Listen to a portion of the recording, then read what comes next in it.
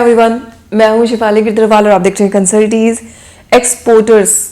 अगर आप इस बिजनेस में हैं यानी कि एक्सपोर्ट के बिजनेस में, तो ये वीडियो सिर्फ आपके लिए है क्योंकि एक एक्सेप्शनल जजमेंट आया है एक्सपोर्ट्स के लिए भी।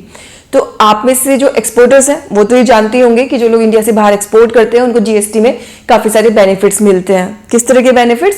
जैसे आपकी जो इनपुट टैक्स क्रेडिट है उसका आपको रिफंड मिल जाता है, और अगर आपने टैक्स पेमेंट करके तब अपना एक्सपोर्ट किया है तो आपने जितना टैक्स पे किया है उसका पूरे का आपको रिफंड मिल जाता है। तो उसमें अगर आपने इनपुट टैक्स क्रेडिट भी यूज किया था एक्सपोर्ट करने में, तो फॉर एग्जांपल आपका 100 रुपए का आउटपुट टैक्स बना था एक्सपोर्ट के टाइम पे, आपने उसमें 70 रुपए का इनपुट टैक्स क्रेडिट यूटिलाइज किया और 30 रुपए आपने कैश लेजर से पे किए, तो आपको पूरे 100 रुपए का रिफंड यहाँ पे मिलता है। तो वो ऐसा नहीं कहते कि नहीं जो कैश लेजर से पे किया सिर्फ उसका होगा।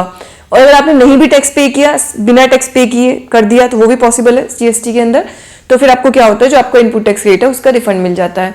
तो यहाँ पे एक बहुत बड़ी समस्या थी जो टैक्स पेयर फेस करते थे, वो ये थी कि जो आपका कंसिडरेशन है वो कन्वर्टेबल फॉरेन एक्सचेंज में इंडिया में आना चाहिए।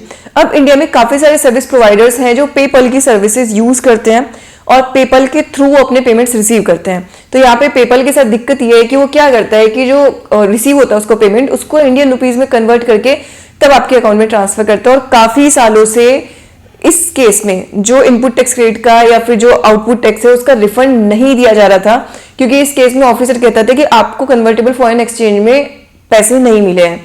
तो आज का जो केस है वो इसी से रिलेटेड है, जहां पे डिटेल में कोर्ट ने इस बारे में बताया कि अगर आपको पेपल के थ्रू पेमेंट रिसीव हुआ है, तो चूंकि पेपल इज एन इंटरमीडियरी और वो इंटरमीडियरी होने के साथ साथ एक फॉरेन बैंक भी है, तो यहाँ पे उसका कोई बैंकिंग लाइसेंस नहीं है लेकिन फॉरेन कंट्री के हिसाब से वो है, तो इंटरमीडियरी है और बाकी कंडीशन पूरी कर रहे, तो उसके थ्रू भी जो आपको पेमेंट मिला है ये माना जाएगा कि वो कन्वर्टेबल फॉरेन एक्सचेंज में है। और इसलिए जो जीएसटी के बेनिफिट है, तो जो आईजीएसटी एक्ट का सेक्शन 16 जिस रिफंड की बात करता है, सेक्शन 16 में आईजीएसटी का स्पेशली बोल रही हूँ इसलिए कि आप सीजीएसटी का सुन के कहीं उसको इनपुट टैक्स रेट से कनेक्ट ना कर लो, वो ज्यादा फेमस है सीजीएसटी का 16 सेक्शन, आईजीएसटी का कम लोगों को पता होता है। तो आईजीएसटी एक्ट का जो सेक्शन 16 है उसमें एक आ गया है कि भाई उसमें आपको जो बेनिफिट मिल रहा है रिफंड का वो आपको फिर भी मिलेगा। और जो केस था, इस केस का नाम मैं एक बार आपके लिए पढ़ देती हूँ। केस का नाम है A Fortune Trading Research Private Limited. तो केस आपके लिए पढ़ देती हूँ, messrs A Fortune Trading Research Lab LLP. So जैसे कि बाकी सारे जजमेंट्स हमारी साइट पे अपलोडेड होते हैं, ये वाला जजमेंट भी हमारी साइट consultees.com पे अपलोडेड है। आप वहां से इसकी कॉपी डाउनलोड कर सकते हैं, उसका लिंक मैं इस वीडियो के डिस्क्रिप्शन में भी डाल दूंगी।